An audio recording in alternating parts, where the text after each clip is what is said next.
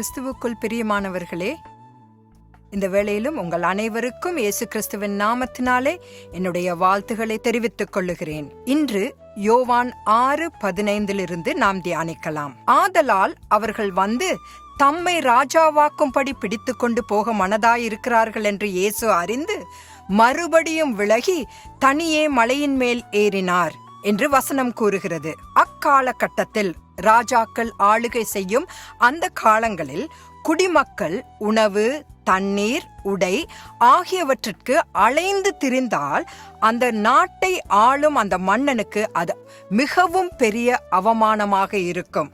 ஆகவேதான் அந்த நாளிலே இயேசு 5 அப்பத்தையும் 2 மீன்களையும் கொண்டு 5000 பேருக்கு போஷித்த அந்த பெரிய அற்புதத்தை கண்ட அந்த மக்கள் இயேசு கிறிஸ்துவை தங்களுடைய ராஜாவாக்க வேண்டும் என்று விரும்பினார்கள் என்று இயேசு கிறிஸ்து அறிந்திருந்தார். 23ஆம் சங்கீதத்தை நாம் பார்க்கும் பொழுது தாவீது கர்த்தரை தன்னுடைய ராஜா என்று அர்த்தம் கொள்ளும் வகையில் அவரை தன் மேய்ப்பராக குறிப்பிடுகிறார். அவர் தனது சங்கீதத்தில் கர்த்தர் என் மேய்ப்பராயிருக்கிறார், நான் தாழ்ச்சி அடையேன் என்று தைரியமாக அங்கு அறிக்கையிடுகிறதை நாம் காணலாம். இதைத்தான் இயேசு கிறிஸ்து தன்னுடைய மலை பிரசங்கத்திலும் கூறினார்.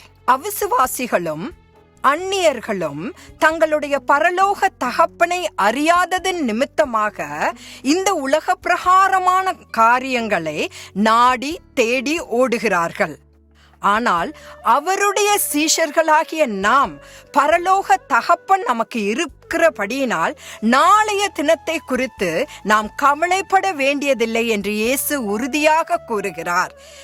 ஆகவேதான் மத்தேயு 6வது அதிகாரம் 33வது வசனத்தில் முதலாவது தேவனுடைய ராஜ்யத்தையும் அவருடைய நீதியையும் தேடுங்கள், அப்பொழுது இவைகள் எல்லாம் உங்களுக்கு கூட கொடுக்கப்படும் என்று இயேசு இறுதியாக தம்முடைய சீஷர்களுக்கு சவால் விடுக்கிறார். ஆகவே இயேசு கிறிஸ்துவின் சீஷர்களாகிய நாம், இயேசு கிறிஸ்துவின் பிள்ளைகளாகிய நாம் அவருடைய ராஜ்யத்தையும் அவருடைய நீதியும் தேடும் பொழுது நமக்கு உலகத்தில் இருக்கிற அனைத்தும் கூட கொடுக்கப்படும். தேவன் உங்களோடு கூட இருப்பாராக. நாளை மறுபடியும் சந்திக்கலாம்.